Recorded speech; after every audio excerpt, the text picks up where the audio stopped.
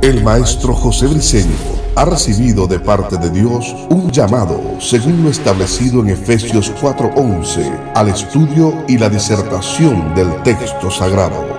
Por más de 4 décadas le ha dedicado su vida ininterrumpidamente a la investigación y la enseñanza bíblica. Prepárate para escuchar un nuevo mensaje en forma exegética, polifacética y sistemática del texto sagrado, por el doctor José Briceño, maestro de la palabra de Dios, en su programa Palabra de Iluminación.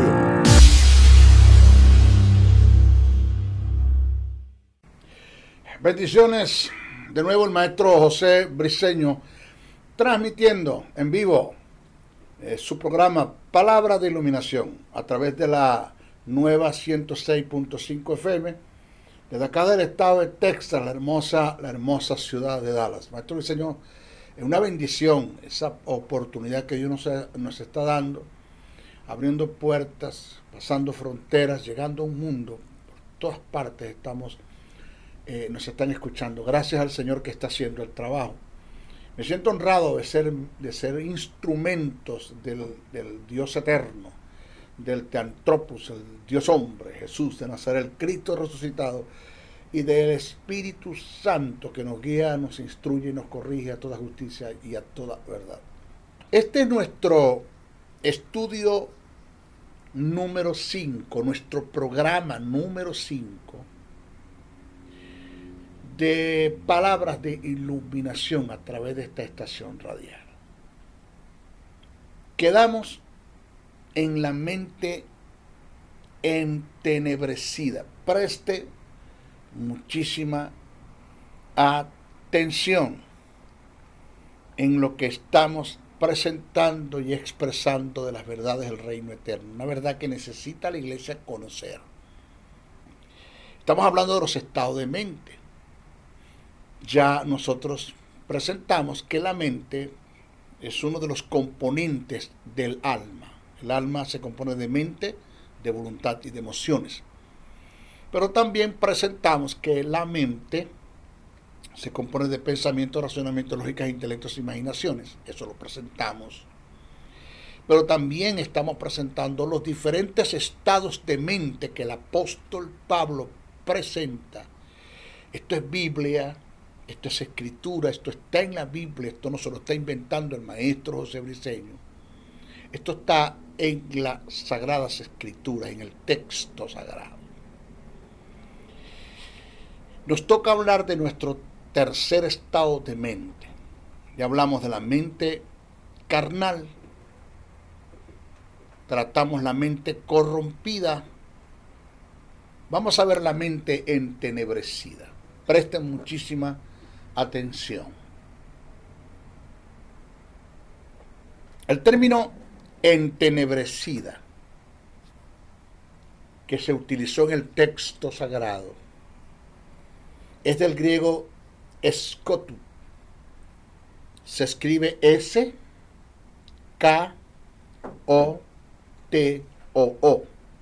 Escotu. Que con su derivado escotizo, que se escribe S-K-O-T-I-Z-O, en su significado, este es el término oscurecido, sin luz. Presta atención. En tinieblas. Esa es la mente entenebrecida. Del griego scotum, con su derivado escotizo, que significa oscurecido, sin luz, en tinieblas. Estos son los términos utilizados en Romanos 1:21 y Efesios 4, el verso 17 al 20. Pero oído, se debe destacar que estos mismos términos los utilizó Jesús en sus discursos escatológicos para hacer referencia al fenómeno que se dará con los cuerpos celestes, donde Jesús expresa en su discurso el sol se oscurecerá y la luna no dará su resplandor. Eso está en Mateos 24:2 y Marcos 13:24. ¿Por qué lo expreso? ¿Por qué lo digo como verdad paralela? Porque quiero que usted entienda que a esta medida de tinieblas, es comparada una mente que ha llegado al estado entenebrecido. Oiga esto. La mente entenebrecida, presta atención que vamos a entrar en profundidad. La mente entenebrecida es aquella que está totalmente escasa del conocimiento de Dios. En el peor de los casos, no tiene ni conoce los pensamientos de Dios. Esto es grave. Esto es grave. Y esto es un gran porcentaje en nuestras congregaciones. Ya le voy a decir el porqué. Es lamentable. Y esto es producto de la falta de iluminación. Oído, falta de iluminación de la palabra. Y a esto se conoce como el vivir en un oscurantismo. Búsquese Romanos 1:21, Efesios 4:20. Oído, la iluminación es cuando se descubre el significado de la revelación. Oiga lo que es iluminación. La iluminación es cuando se descubre el significado de la revelación. La Biblia, el texto sagrado, se escribió por inspiración, entendiendo que hay dos tipos de inspiración. Uno lo presenta Pablo, el otro lo presenta Pedro. Esto después te lo voy a explicar bien, cómo funcionan estos dos tipos de inspiración. Te lo voy a explicar bien cuando entremos en ese taller que vamos a, yo lo tengo preparado en cuanto a escrito, en cuanto al manual está listo. Solo estamos la logística, buscando el local, la forma de cómo la gente se va a inscribir, todo eso, porque quiero dar un seminario acerca de lo que es hermenéutica sagrada, un seminario de lo que es códigos, reglas y principios de interpretación, para enseñar a la gente a estudiar las escrituras, no a leer Biblia, sino a estudiar las escrituras. Y cuando estemos allí te voy a enseñar los dos tipos de inspiración, la diferencia, las características, los valores de los dos tipos de inspiración. Entonces escuche esto. La iluminación es cuando se descubre el significado de la revelación. La Biblia se escribió por inspiración. La tenemos plasmada en revelación, que es la palabra apocalipsis del griego. Solo necesitamos, oído, es la iluminación.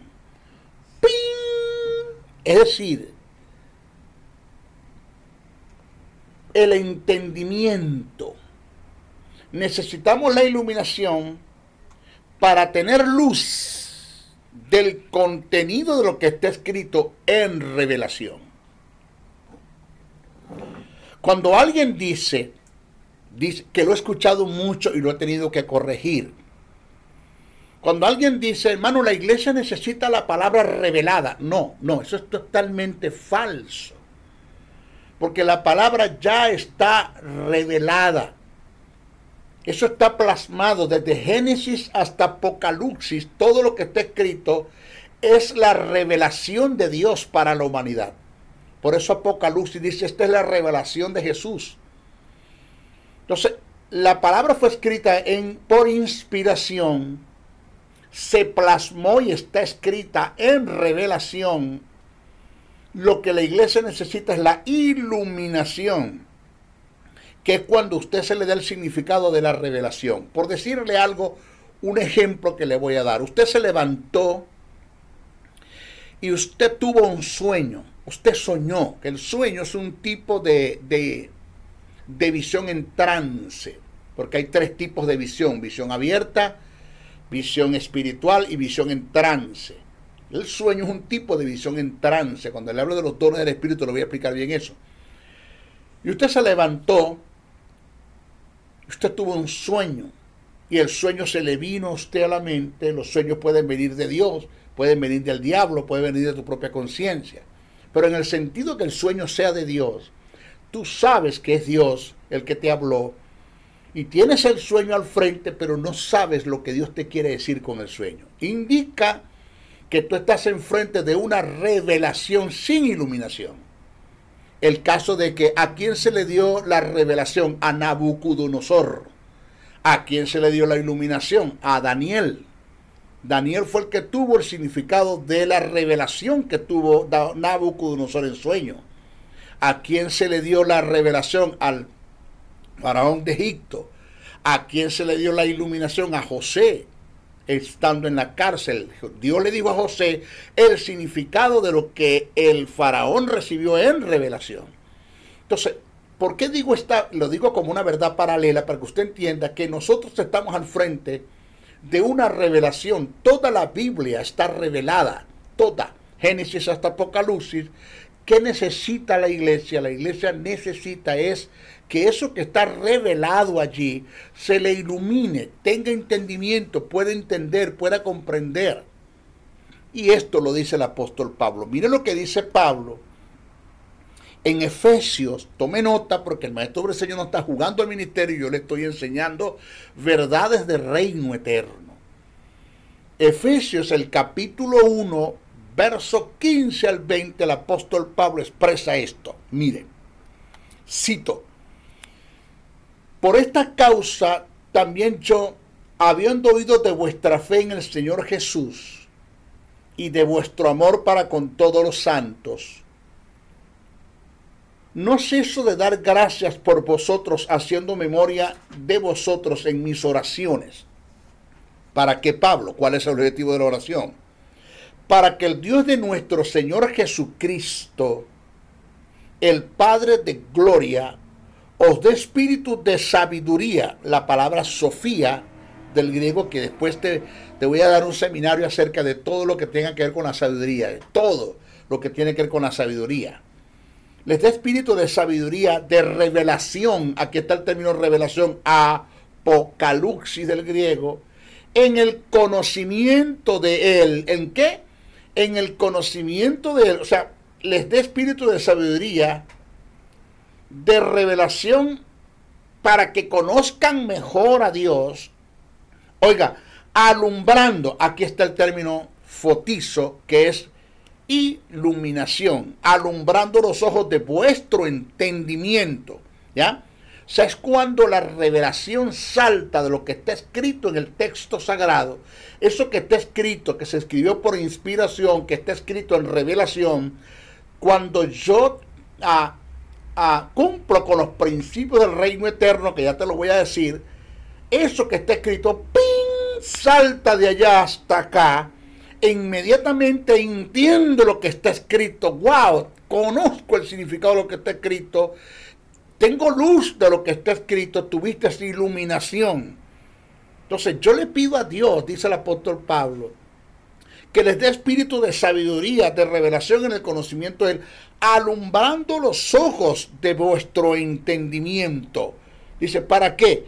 Para que sepáis cuál es la esperanza que Él os ha llamado, y cuál es la riqueza de la gloria de su herencia en sus santos, y cuál es la supereminente grandeza de su poder para con nosotros, los que creemos según la operación del poder de su fuerza, la cual operó en Cristo, resucitándolo de los muertos, sentándolos a la diestra en lugares celestiales. Oiga bien lo que viene. Señores, presta atención. Según Efesios 4:17, esto no se lo inventó el maestro, está en la Biblia. El estado de mente entenebrecida te va a llevar al estado de mente vanidosa o vana, la cual voy a definir un poquitito más adelante. No sin antes decir esta gran verdad. Oído.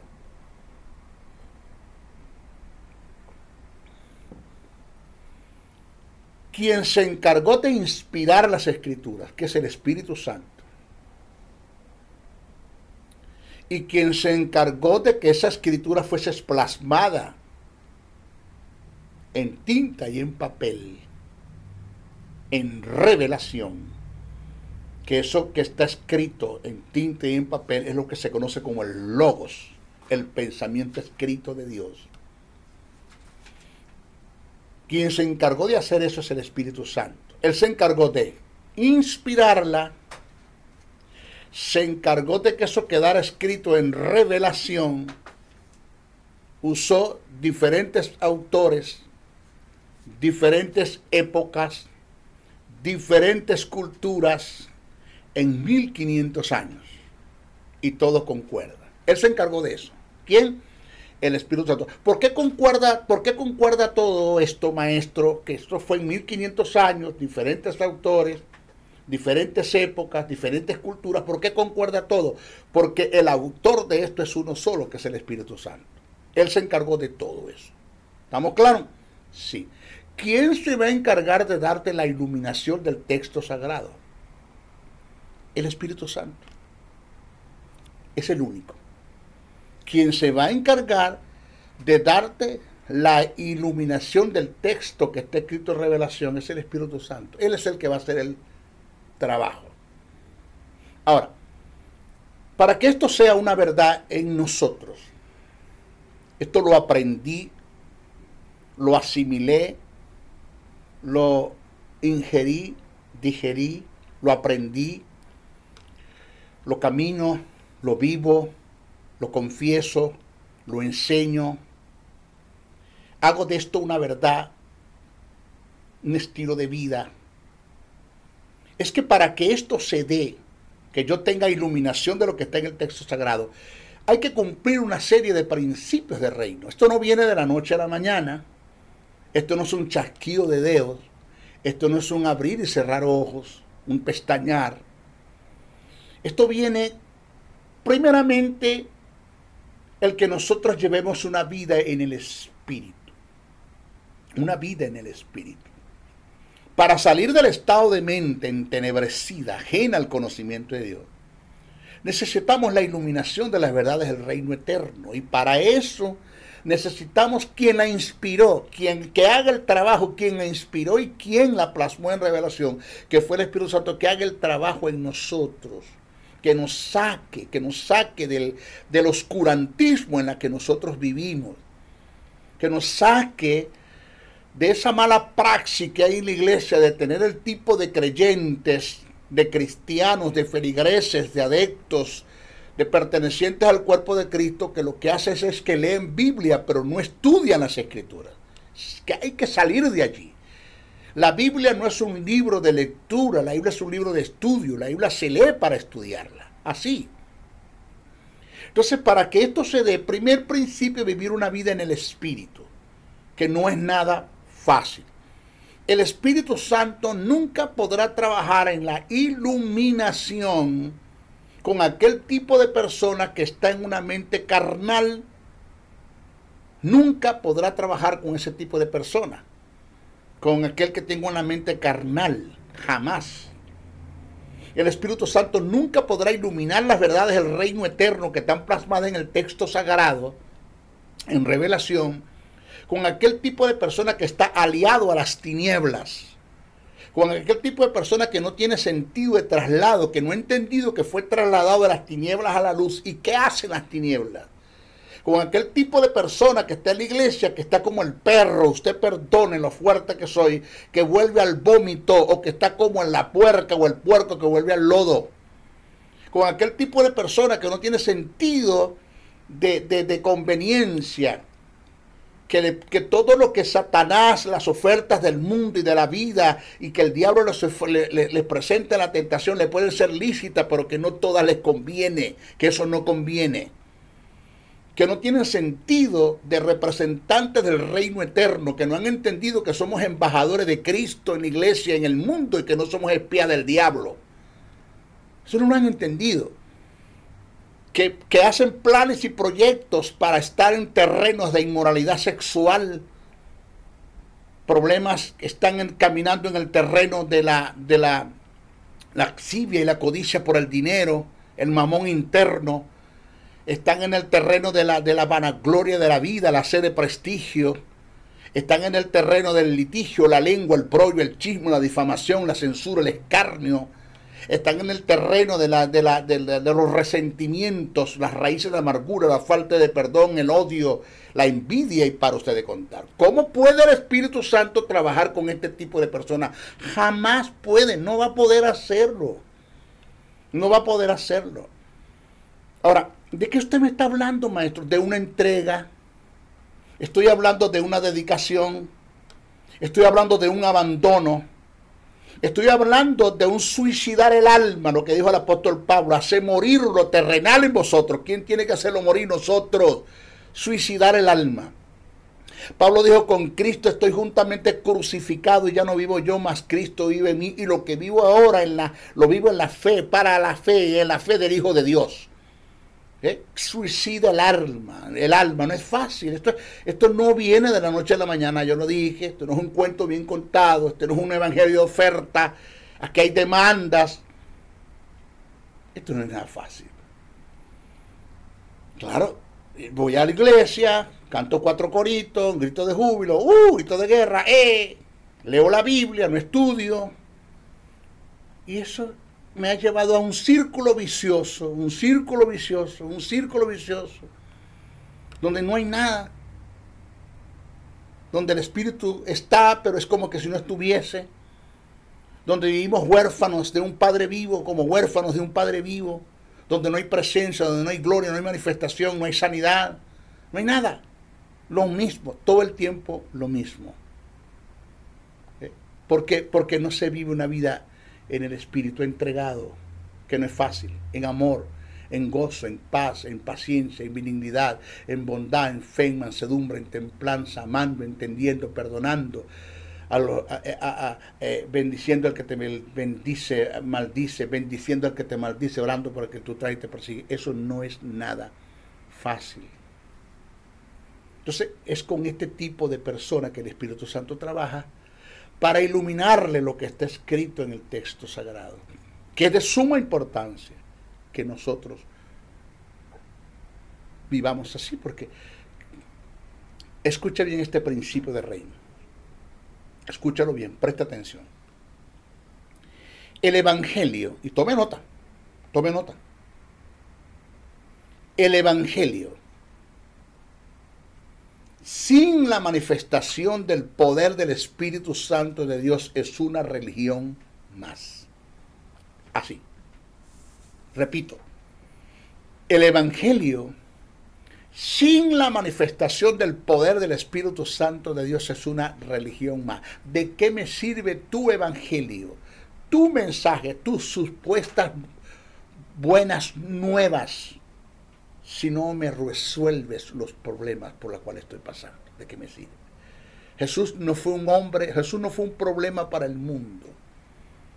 Jesús resolvió los problemas que había en el mundo. No había un lugar donde Jesús llegara que los problemas no se resolvieran. Ciegos veían, sordos oían, mudos hablaban, muertos resucitaban, leprosos eran limpiados, los endemoniados, los que estaban endemoniados, poseídos de demonios, eran libres, y para ustedes contar.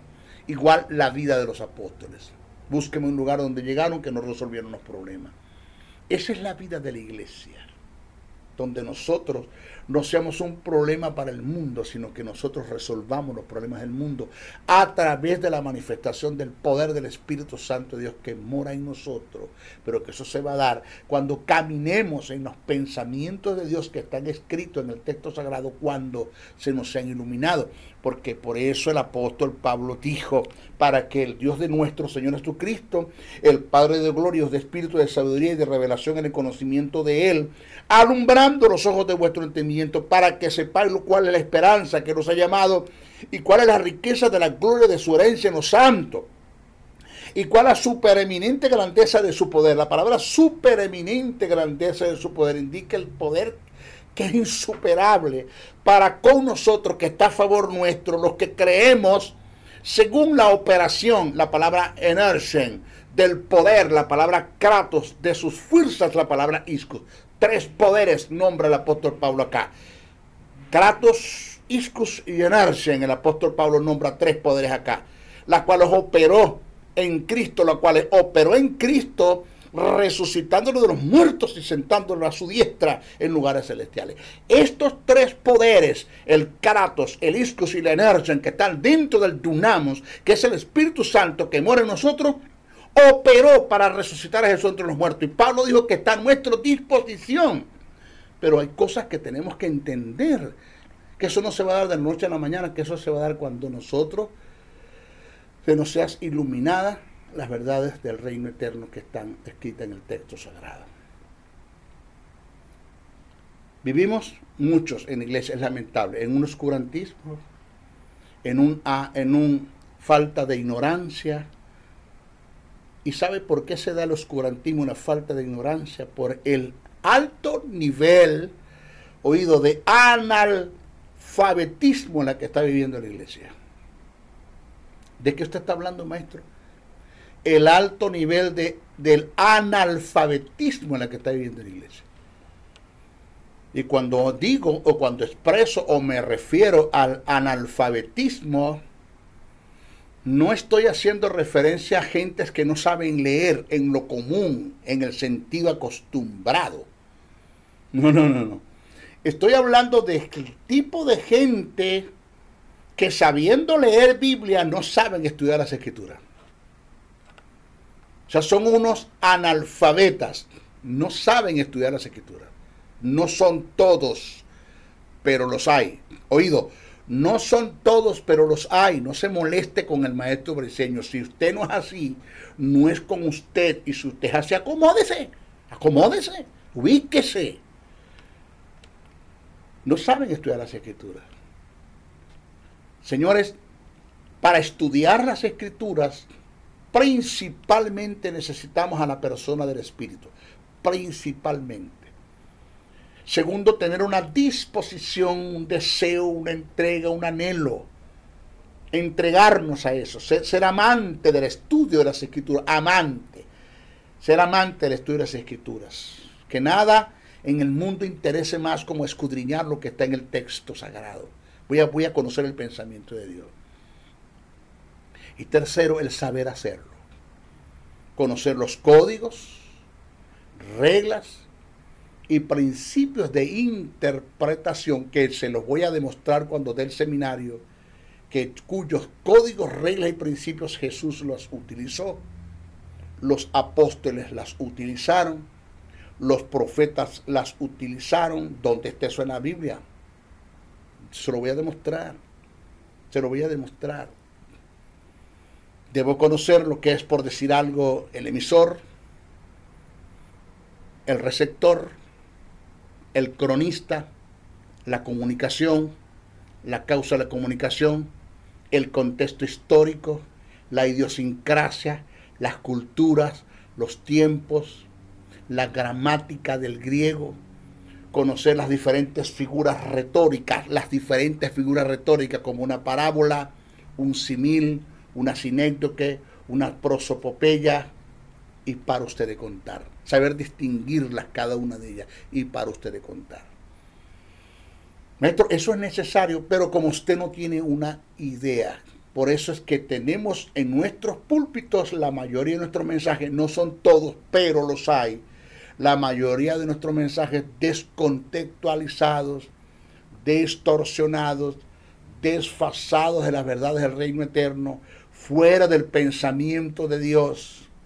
En la iglesia hay muchos principios de ocultismo, hay mucho positivismo, acuerdo mental, hay mucho catolicismo romano, y todo eso, hay mucha tradición, dogma, religión, estatutos de organización. Como usted no tiene una idea, entramos en el terreno del espectáculo, del show, del amarillismo, y para usted de contar. ¿Producto de qué? De que los que tenemos al frente como ministros, no son todos, siempre algo la salvedad, no se moleste, no son todos, los que tenemos al frente como ministros no saben estudiar las Escrituras, son analfabetas. Entonces, tienen una mente entenebrecida, oscurecida, sin entendimiento, sin luz, y así mantienen al pueblo. Así lo mantienen al pueblo. Yo me cansé de eso. Me cansé. Por eso es que estoy a la expectativa de dar un seminario de hermenéutica sagrada para enseñar a estudiar las escrituras. Ya lo vamos a estar anunciando. Y a su vez voy a abrir la escuela teológica, la institución teológica, donde voy a dar 22 materias. Y no son materias que fui a Google, copié y pegué, no es algo que estudié, que escudriñé. Porque tengo 40 años estudiando las escrituras. 40 años. Y de los 40, 32 años exponiendo las escrituras a nivel nacional e internacional. He escrito 22 libros. Sé de qué te estoy hablando. No estoy jugando al ministerio.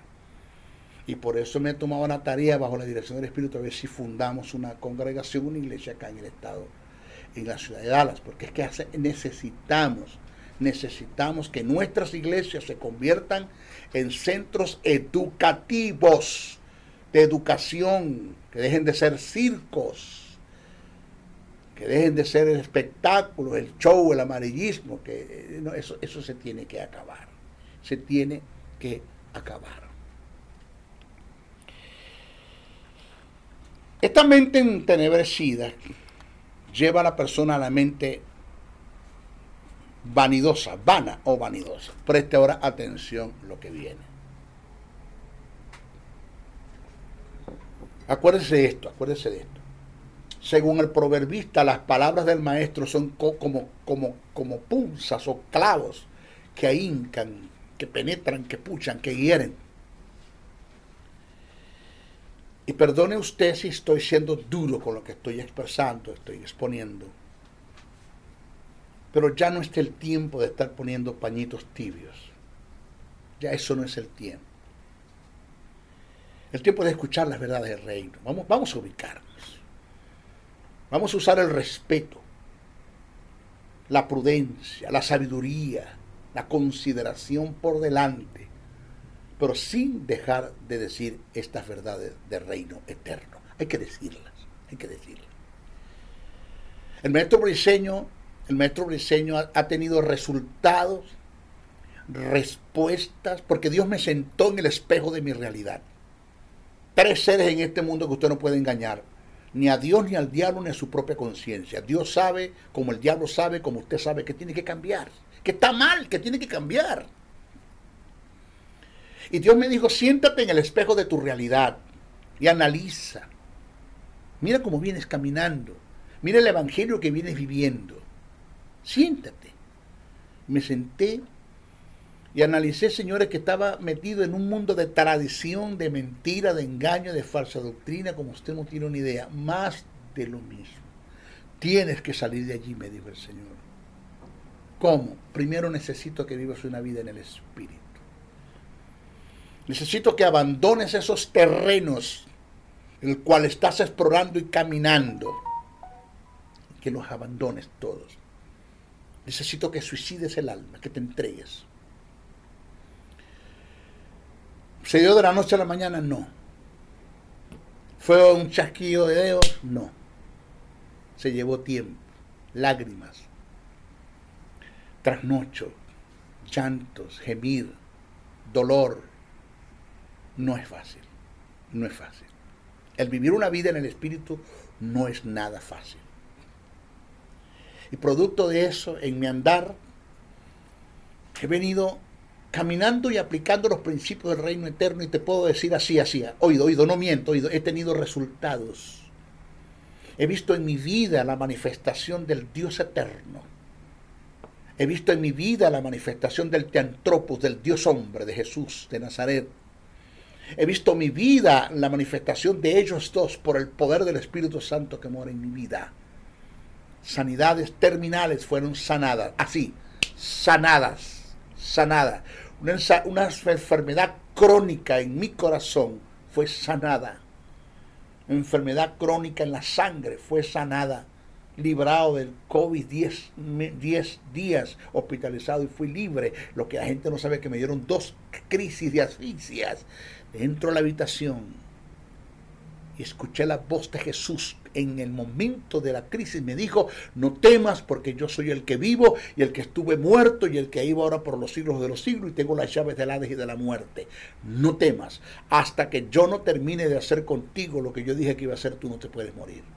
La visión que he puesto en ti y la misión que vas a recibir de mi espíritu y la vida en el espíritu y mi propósito en ti te mantienen vivo hasta que yo cumpla en ti mi propósito. Tú no te puedes morir todavía. La visión que he puesto en ti preserva tu vida. Y he caminado en eso. Por eso sé de qué le estoy hablando. Por eso sí funciona, que Dios no es un cuento bien contado, no es una historieta de Walt Disney, no es una historieta de Hollywood. Dios es real. Es vivo. Quien está sentado a la diestra del Padre es un hombre de carne y hueso. Así. Cuando le dé cristología se lo voy a demostrar. Un hombre de carne y hueso que está sentado a la diestra del Padre. Cuando Jesús resucita, le dice a sus discípulos, tocadme, que los espíritus no tienen carne y hueso como yo tengo. ¿Tenés algo de comer? Los espíritus no comen. Y le dieron y comió. Y Pedro dice, comimos, bebimos y estuvimos con él 40 días antes que fue ascendido a los cielos. Y así se fue y así vendrá. Quien viene a juzgar a este mundo es un hombre de carne y hueso, glorificado, el cual está sentado a la diestra del Padre. Es un Cristo vivo. Está sentado a la diestra del Padre intercediendo por nosotros. Nuestro Dios no es un Dios, un cuento bien contado. Hay muchos creyentes, hijos de Dios en la iglesia, que son huérfanos de un Padre vivo porque viven como que si no tuviesen Padre, en la miseria, en la desidia, en la queja, en el abandono, en el temor, en las dudas, en las preocupaciones, en las ansiedades. Ay, esto es duro, esto es fuerte, quejándose. Ese no es el evangelio que nos promete la Biblia. Jesús dijo, en el mundo tendréis aflicción, pero confía, yo he vencido al mundo, ustedes lo van a vencer también. Yo sé de qué te estoy hablando. La mente entenebrecida nos lleva a la mente vana o vanidosa. El término vanidoso, utilizado del griego, es mataiotes. Así, mataiotes. Que significa, oído, falto de propósito. Usted... una persona me corrigió y me dijo, maestro, no pida perdón cuando diga verdad. Usted está diciendo una verdad. No le pida perdón a nadie cuando está diciendo una verdad. Solamente tenga sabiduría para decirla. Pero siempre digo, usted perdone lo duro que soy con la verdad que le enseño. Pero escuche. El término vanidoso, utilizado del griego, es mataiote, que significa falto de propósito. Denota la característica de ser inútil o estar vacío. En este contexto, la palabra toma la connotación de futilidad, cosas sin importancia, espejismo, un total espejismo, un espejismo completo, fracaso moral. Es decir, según las características de este estado de mente, ¿cuál? La mente vana o vanidosa, según las características de este estado de mente, es el camino seguro para delinquir. ¡Wow! ¿De qué usted habla? Oiga, el camino seguro para delinquir. Se lo voy a decir un poquito más, no sé si crudo o diluido. Es decir, una persona que forme parte del cuerpo de Cristo, hijo de Dios, se congrega, da grito de júbilo, grito de guerra, levanta estandarte, levanta bandera. En algunos de los casos diezmas y ofrendan, oído. Pero si ese tipo de persona no tiene una visión y una misión, que son dos cosas diferentes. La visión es el objetivo a alcanzar y la misión son las directrices que el Espíritu Santo te da, la cual te vas a desenvolver para alcanzar la visión. Entonces una persona que esté en la iglesia, hijo de Dios, creyente, feligres, grito de júbilo, grito de guerra, en algunos casos diezma, ofrenda, aplaude, canta, pero no tiene visión y no tiene una misión de parte de Dios, oído, es un delincuente dentro de la iglesia.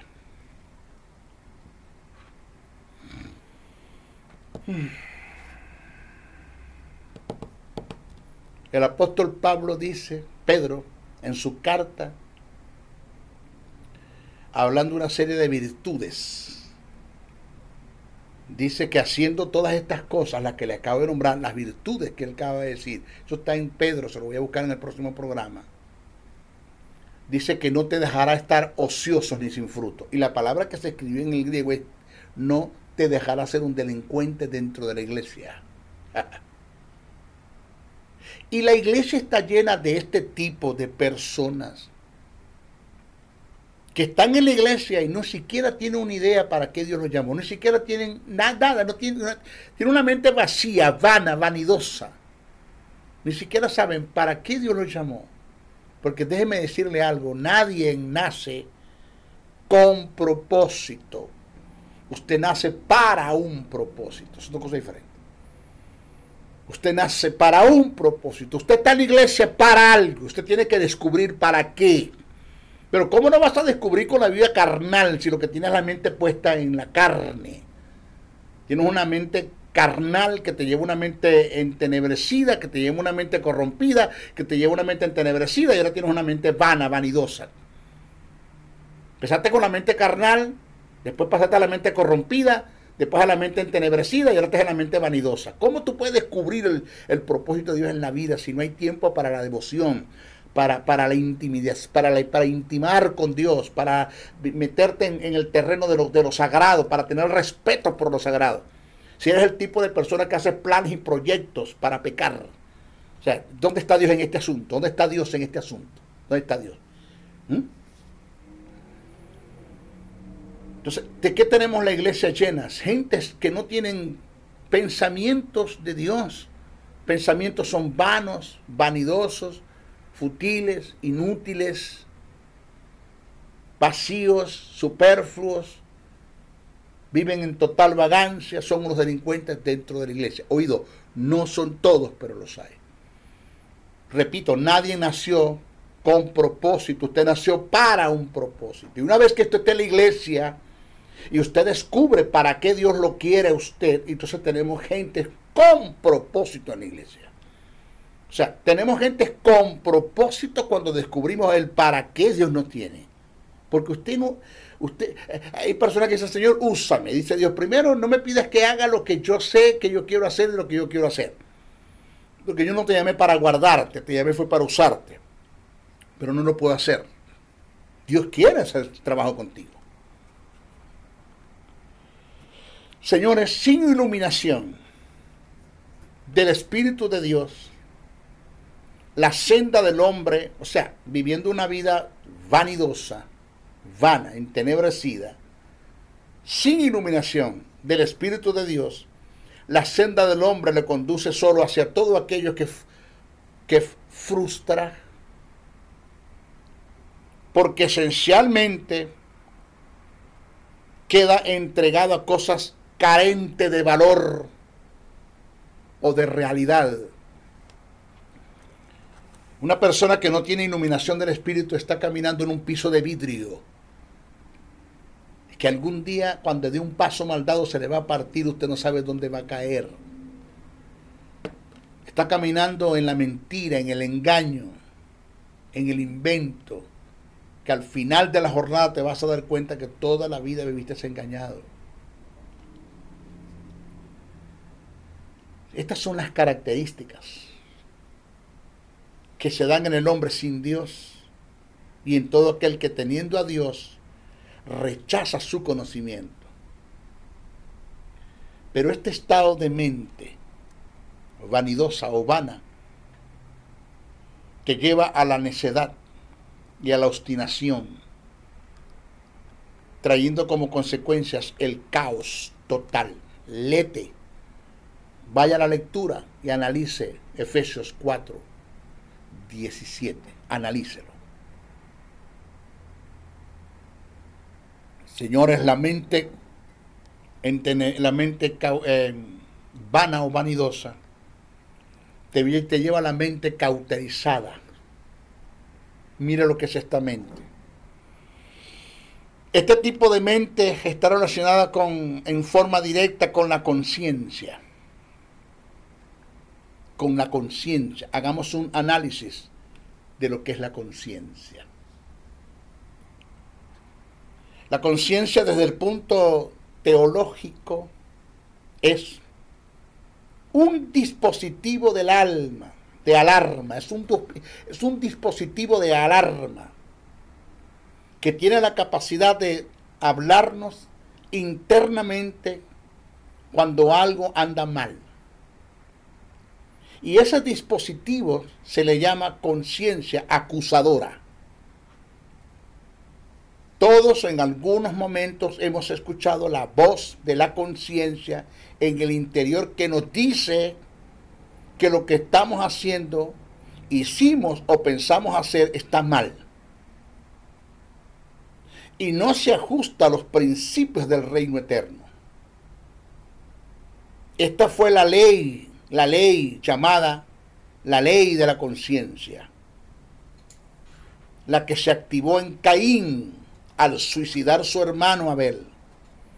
No habían mandamientos de parte de Dios, ni estaba el canon escrito para regularizar el comportamiento del hombre. La voz de la conciencia tiene la facultad de acusarnos o defendernos. Las escrituras relatan un pasaje donde los escribas y fariseos fueron acusados por la voz de la conciencia al ser confrontados por las verdades de Jesús, cuando Jesús le presentó el caso de la mujer que la consiguieron en acto de adulterio. Dice el texto sagrado, eso está escrito en Juan 8:3-9. Entonces los escribas y los fariseos le trajeron una mujer sorprendida en adulterio.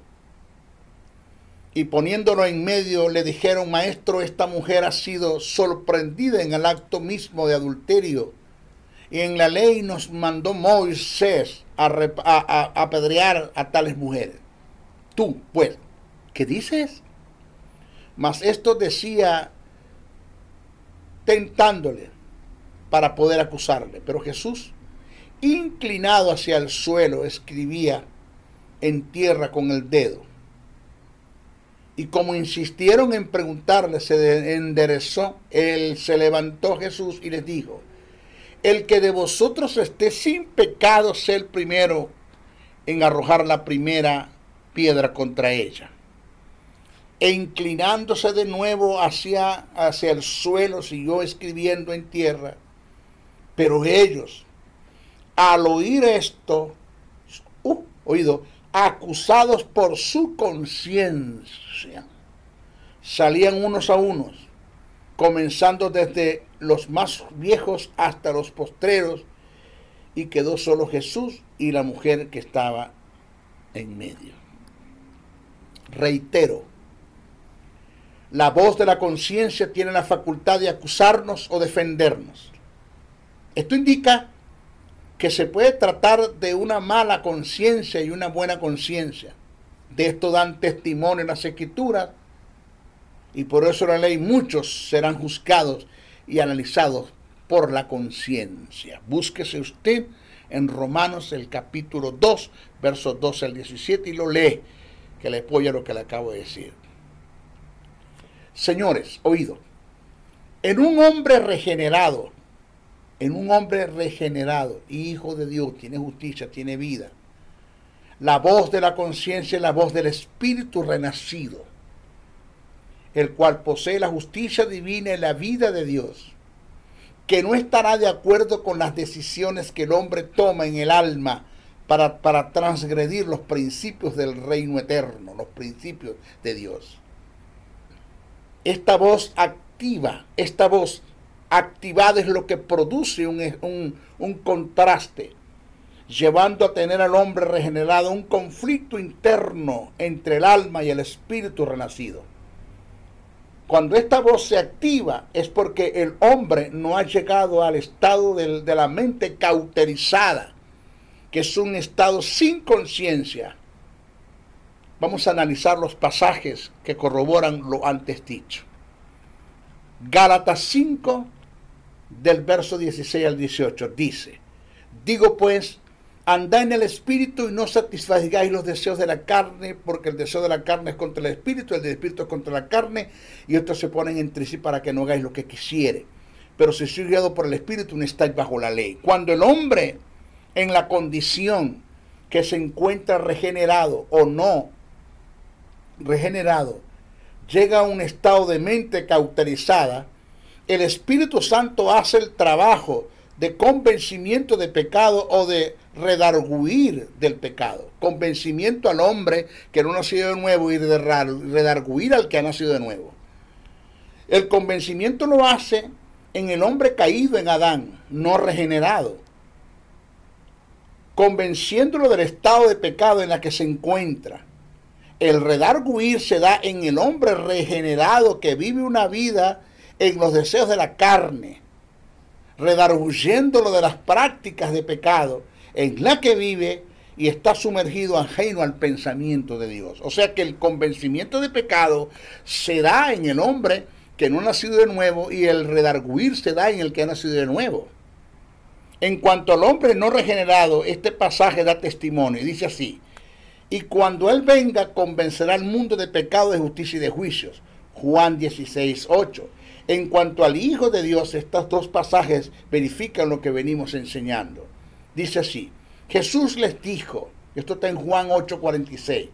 Jesús les dijo: ¿quién de vosotros me redarguye de pecado?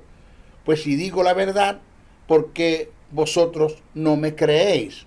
Y en segunda carta a Timoteo, el capítulo 3, verso 16 al 17, dice: toda la escritura es inspirada por Dios y útil para enseñar, para redarguir, para corregir, para instruir en justicia, a fin de que el hombre de Dios sea perfecto, enteramente preparado para toda buena obra. Pero se debe aclarar algo, un asunto. Se debe estar claro que la conciencia trabaja para redarguir y convencer al hombre de pecado, pero también da testimonio a nuestro ser que nuestros pensamientos, dichos y hechos están ajustados a la ley moral o a los principios del reino eterno. Analicemos el pasaje en relación con esto, que dice, primera carta a Timoteo 1:5, dice: pues el propósito de este mandamiento es el amor, nacido de corazón limpio y de buena conciencia y de una fe, una doctrina que no está fingida. En nuestro próximo estudio voy a seguir desarrollando este estado de mente que es de suma importancia. ¿Por qué? Porque este estado de mente cauterizada, si el Espíritu Santo no logra hacer el trabajo, siendo hijos de Dios, entramos en el estado de mente reprobada. Y cuando estamos en un estado de mente reprobada, se corre la posibilidad de ser rechazado por Dios para su propósito eterno, que en nuestro próximo estudio lo vamos a estar analizando. Se despide el maestro José Briceño hasta nuestra próxima oportunidad, no sin antes pedirles, por favor, compartan este mensaje, no se queden con él, compártanlo. Este mensaje va a ser subido por YouTube también. Cuando esté en el canal de YouTube, compártalo y búsquese nuevos suscriptores para el canal de YouTube, para que sigamos en sintonía y sigamos enseñando. Hasta nuestro próximo sábado. Se despide el maestro José Briceño. Bendiciones, bendiciones, bendiciones. El Ministerio de la Enseñanza y la Evangelización, Jesús Soberano Señor, presentó Palabra de Iluminación. Te invitamos a un nuevo espacio de corte similar por nuestros diferentes medios de comunicación. Contáctanos en los Estados Unidos al WhatsApp +01 786 604 3352 y a los correos josén77briceno@gmail.com y a maestrojosebriceno.blogspot.com. Bendiciones.